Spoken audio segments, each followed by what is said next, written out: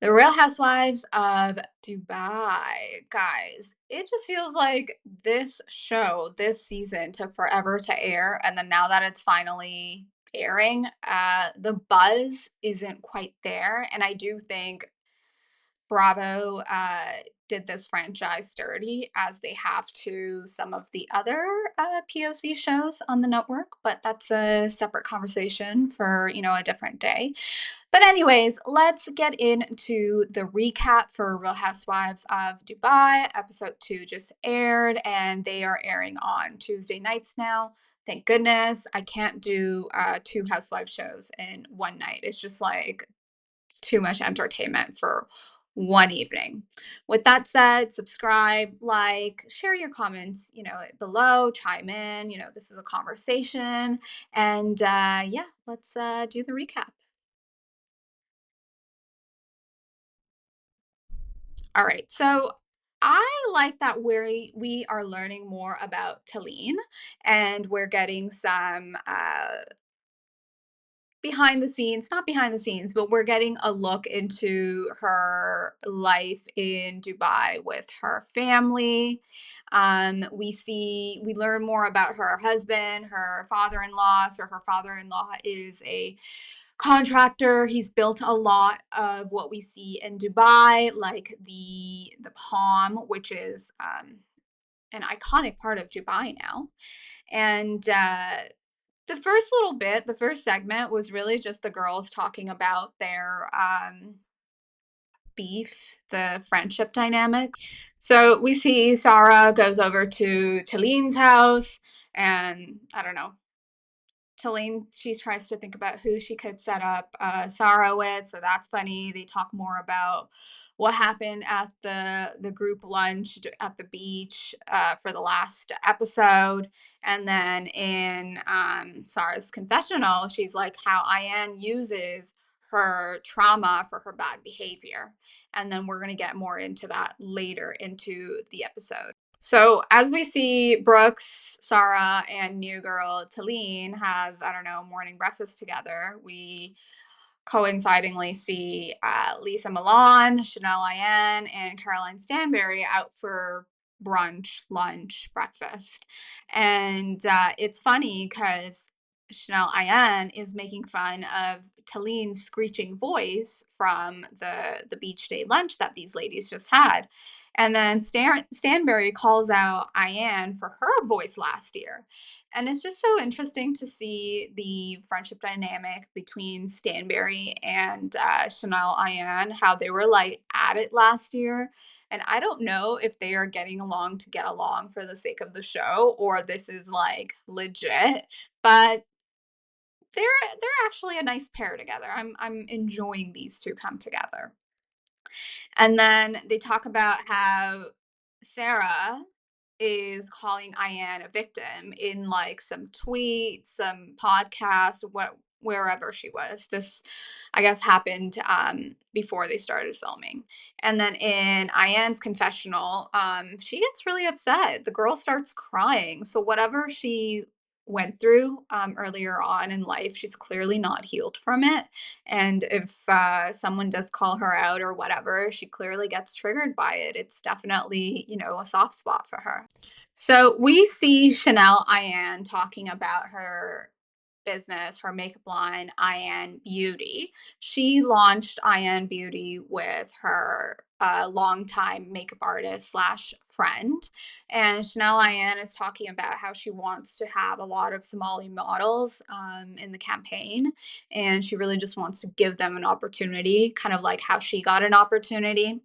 And it was so interesting seeing her husband chime in, be part of the conversation. And this really is a family business because the husband's like talking about forecasting, he's talking about the numbers, the inventory levels, just the business plan in general. And Ayan clearly is a creative. The girl just like checks out. But anyways, let's take a look. Where is it? Let's take a look. So the website is legit and it looks beautiful. Let's take a look at this palette. The colors, wow, they look really pretty. Guys, if you want to send me some lashes, I wear lashes pretty much every day of the week. I love a good spiky, wispy lash. Um, they look really good. Okay, so she got shimmers, palettes. Okay, I absolutely love this. This is like my kind of lash. Love it, love it, love it. Anyways, guys, so there you go. There you have it. We got Ayan Beauty. And she's talking about Sarah with her husband. She's still very upset about it. And she literally just had a conversation with Caroline Stanbury and Lesa Milan about how upset she is at Sarah for calling her a victim. And now she's crying about it to her husband. I do like how this show just like has a good pace. They move things along. They don't just like hold a grudge forever. Obviously, some of the friendship dynamics, it just will never be that great between some of the cast members, and some of them, I guess this season we'll see them move further along and fall apart. But I'm enjoying the pace so far. And if you're missing out on Dubai, well, then you're missing out. I don't know what else to say. I think it's a good show. It's entertaining. It's fun to watch. It's visually stunning. So then we got Ayan and Sarah meeting up. So they both have individually talked to, I don't know, their friends, their husbands about how upset they are with each other. Clearly, the chat they had at the RHOBH event in the previous episode did not go well. They both yelled at each other and walked away back to the table. But they are in a better mindset now. They meet for lunch. And Ayan was telling her husband previously, like, oh, I'm going to write her a letter. Or I think her husband mentioned it to her. And then Ayan brings the letter that she wrote to Sarah. Her husband helped her with it a little bit, but whatever.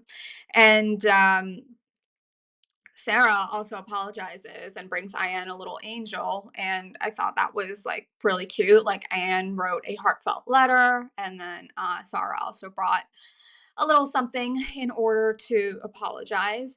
Clearly, these two, in my eyes, they seem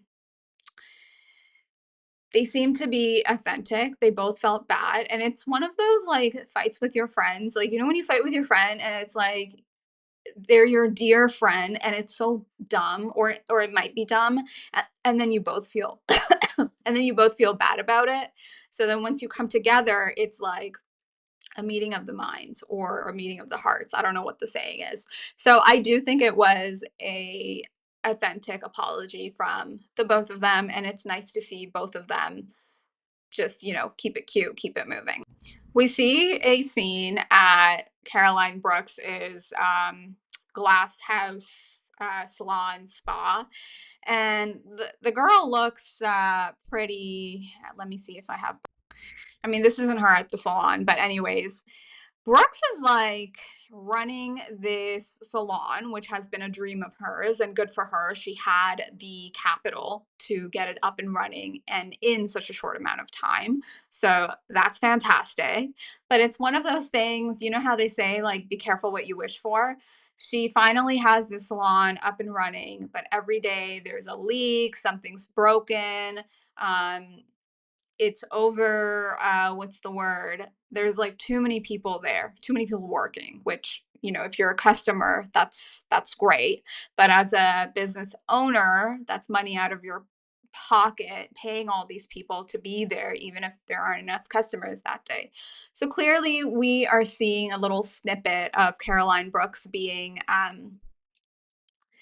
just working hard and being stressed out with the hair salon. Talen walks in with her daughter, and Talen, I just think she comes from such a great family, and great, fantastic casting with Talen. She really has like the Housewives checklist. So she brings her daughter. Her daughter has a cute little purse, and little girls. There's sometimes that they're at that age when they're like 3, 4. They need their nail polish. They need their like cute little bag. So when housewives showcase their kids and it's just kids doing kids things, it's just like so funny. Like they're just part of the scene, but it's not like really about them. So, I appreciate that. And Tilly's just like talking to Brooks, like, hey, I'm having this get together. My family's going to be there. I'm going to invite all the girls. including Stanbury. And then we just see Brooks, like, she's not having it. This whole issue between Brooks and Stanbury, you guys need to remind me where it even stems from, because I just feel like they hate each other, but what is the reason? So I don't know. I need to like rejog my memory or rewatch season one or something. But anyways, Talene lets Brooks know, like, hey, I'm getting to know this crop of girls, but I'm having a party and I'm inviting all of them. And in Talene's case, whatever comment Stanbury made about Talene at the Beyonce concert in Dubai, Talene's over it. She's like, okay, whatever. She made a shady comment. I'm over it. It's not that big of a deal. But Brooks is still holding on to it, which we're going to see later on in the episode. Meanwhile, we got Caroline talking to the seventh housewife, Sergio. Yes, he is very much part of this show. I don't even know what to say about Sergio. He's just such a funny guy. But we see what's going on in the world of Sergio and Caroline Stanbury.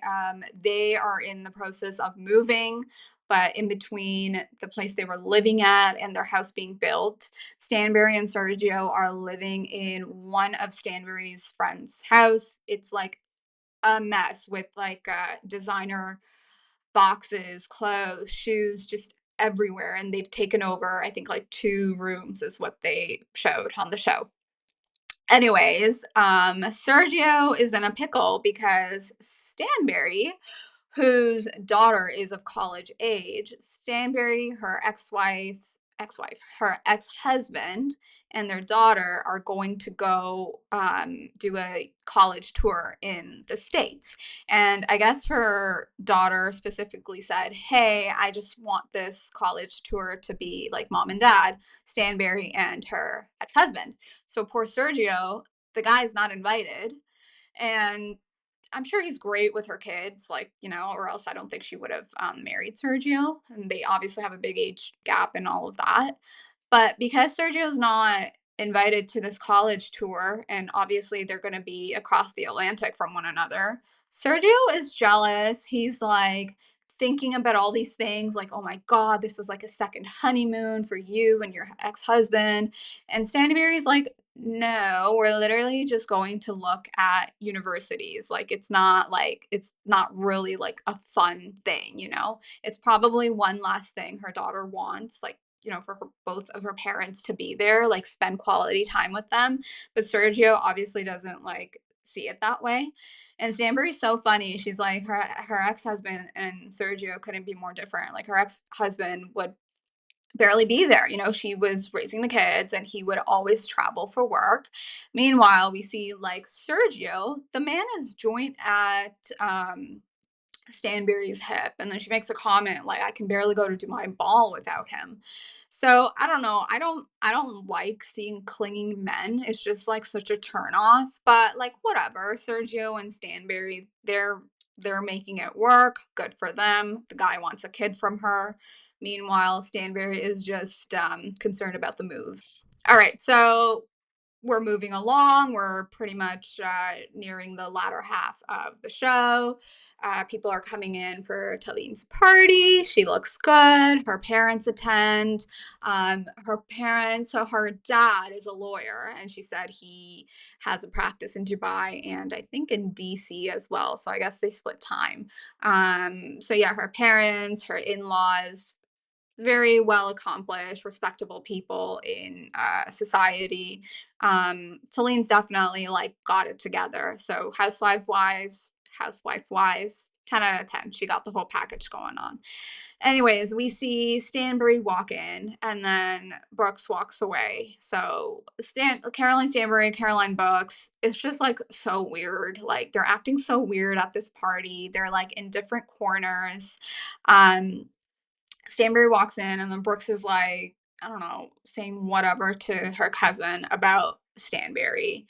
And Caroline Brooks at this point, like, we start her, she's having a couple drinks and then we see her have more drinks throughout the party. And then some awkwardness happens. As we discussed, Talene is thinking about setting up Sarah.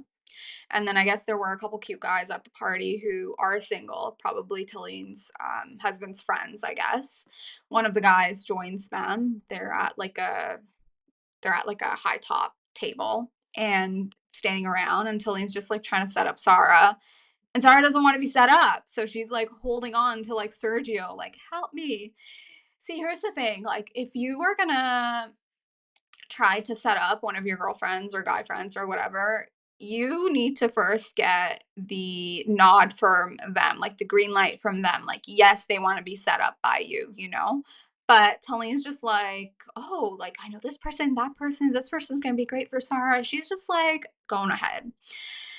Anyways, we are now entering the Liddy City phase of this party. Okay, everyone's having drinks. Talene also mentioned the alcohol laws in Dubai. Before they were a little bit more strict, but now you can have an alcohol license and have it at your party. Because of all the expats, Dubai, the laws there are becoming a little bit more leaner when it comes to, or lenient when it comes to alcohol. We're finally at the last segment where we have Brooks is now making a move. She goes over to Stanbury, gives her a drink. They have a chat. They move into, I guess, like the outdoor deck of, not the deck, like the balcony, I guess, of the condo, the suite. And Talene also walks over to Brooks and Stanbury. She's in the mix as well. And Talene, honestly, she's just like moving on with Stanbury, but Brooks isn't. For whatever reason, it just seems like Brooks is so stressed out. She's just like taking out her anger partially on Caroline Stanbury. And I don't know, Brooks is drunk at this point. It's kind of a mess. It's kind of a shit show. Brooks is drinking a lot from the stress of the salon, and then they show like clips of it. And this is pretty much like where we end this. And there's not much to say about the show in the sense, in terms of like the drama. It's pretty like light and fluffy compared to the other shows. Like, even this drama between like Talen and Stanbury off the get go, we have, a cool housewife like Talen who's like over it in, a short amount of time or whatever. Oh, we didn't really touch base on Lesa Milan that much for this episode. That's because Lesa Milan, her mom was flying in from Miami, and it's so cute. Her mom is a nurse, but she does like the night shift so that she could talk to Lesa Milan because, obviously Dubai, the States, different time zones, all that stuff. So we see a little bit with Lesa Milan and her family life. But anyways, guys, I'll keep the recaps going. They're going to be a little bit shorter. They're not going to be long like Real Housewives of New Jersey. I like these ladies. I'm going to say that. I like what they have going on over there in Dubai. It's not toxic. It's fun. It's, fluffy drama, which I enjoy. Guys, definitely subscribe. Get your girl to 1,000. I got more recaps, more Bravo, more Housewives chatter coming your way. I will catch you later.